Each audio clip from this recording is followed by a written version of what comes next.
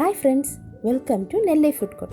இன்றைக்கி நம்ம சேனலில் சுவையான பெப்பர் சிக்கன் வீட்டிலே தயார் செய்த மசாலாவால் எப்படி தயாரிக்கலான்னு பார்க்கலாம். இது ஒரு செமி கிரேவி ரெசிபி. சப்பாத்தி, நான், சாதம் இது கூட உள்ள சூப்பரான சைட் டிஷ். இதுக்கு தேவையான இன்க்ரீடியன்ட்ஸ் என்னெல்லான்னு இப்போ பார்க்கலாம். ட்ரை ரோஸ்ட் பண்ணுறதுக்கான பொருட்கள்: மல்லி இது 3 டீஸ்பூன் எடுத்துக்கோங்க, மிளகு 2 டீஸ்பூன் எடுத்துக்கோங்க, உங்களுக்கு ஸ்பைசியாக வேணும்னா கூட ஒரு 1/2 டீஸ்பூன் எடுத்துக்கோங்க. அப்புறம் பட்டை, கிராம்பு, ஏலக்காய், பிரிஞ்சி இலை, கருவேப்பிலையும் எடுத்துக்கோங்க. ஜீரகம் ஒரு 2 டீஸ்பூன் எடுத்துக்கோங்க, பெருஞ்சீரகம் 1/2 டீஸ்பூன் எடுத்துக்கோங்க. சிக்கன் 1/2 கிலோ எடுத்துருக்கேன் இன்றைக்கி. வெங்காயம் 3 மீடியம் சைஸ் வெங்காயம் நறுக்கி வச்சுருக்கேன். லெமன் ஜூஸு பாதி லெமனோட ஜூஸ் எடுத்துக்கோங்க. மிளகாய் 2 மிளகாய் எடுத்திருக்கேன். இது காரம் கம்மியான மிளகானால 2 எடுத்துருக்கேன், காரமான மிளகானா 1 போதும். அப்புறம் கருவேப்பிலையும் எடுத்திருக்கேன்.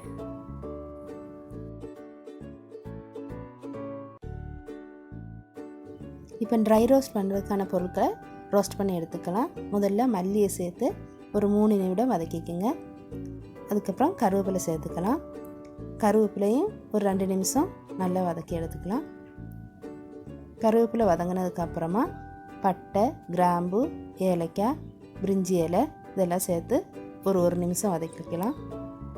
இது கொஞ்சம் நல்லா வதங்கினதுக்கப்புறம் பெருஞ்சீரகம், மிளகும் சேர்த்து வதக்கிட்டு கடைசியாக ஜீரகத்தை சேர்த்து ஆஃப் பண்ணிடுங்க. இப்போ ட்ரை ரோஸ்ட் பண்ண பொருட்களை பொடிச்சு எடுத்துக்கலாம் மிக்சியில்.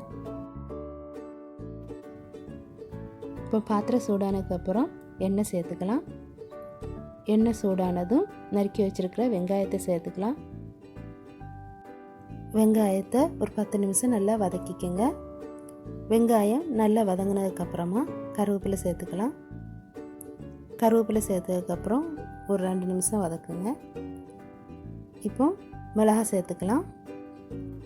மிளகாய் வதங்கினதும் சிக்கன் சேர்த்துக்கலாம். சிக்கன் மட்டன்லாம் கழுவும் போது கொஞ்சம் மஞ்சள் பொடி சேர்த்து கழுவுனோம்னா அதுக்கு சமைக்கும்போது அதோட வாடை வீசாது. சிக்கனையும் வெங்காயத்தையும் எல்லாம் கொஞ்சம் கலந்து விட்டுக்கோங்க. கலந்து விட்டதுக்கப்புறமா நம்ம அரைச்சி வச்சுருக்கிற மசாலாவை சேர்த்துக்கலாம்.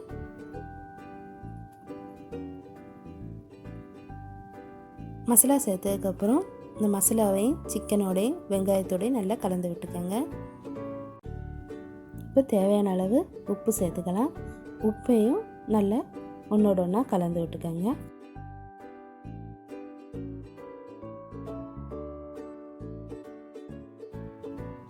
இப்போ சிக்கன் வேகிறதுக்கு தேவையான தண்ணி சேர்த்துக்கலாம்.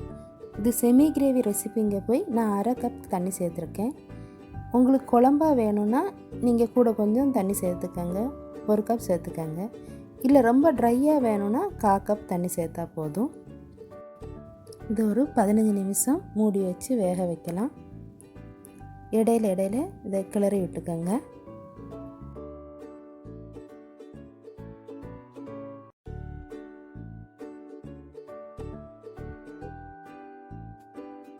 இப்போ லெமன் ஜூஸ் ஆட் பண்ணிக்கலாம். லெமன் ஜூஸ் சேர்த்ததுக்கப்புறமா ஒரு 2 நிமிஷம் கொதி வரட்டும்.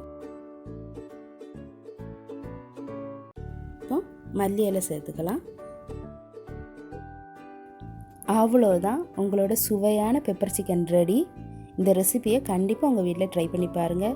இதோட டேஸ்ட்டு ரொம்ப சூப்பராக இருக்கும்.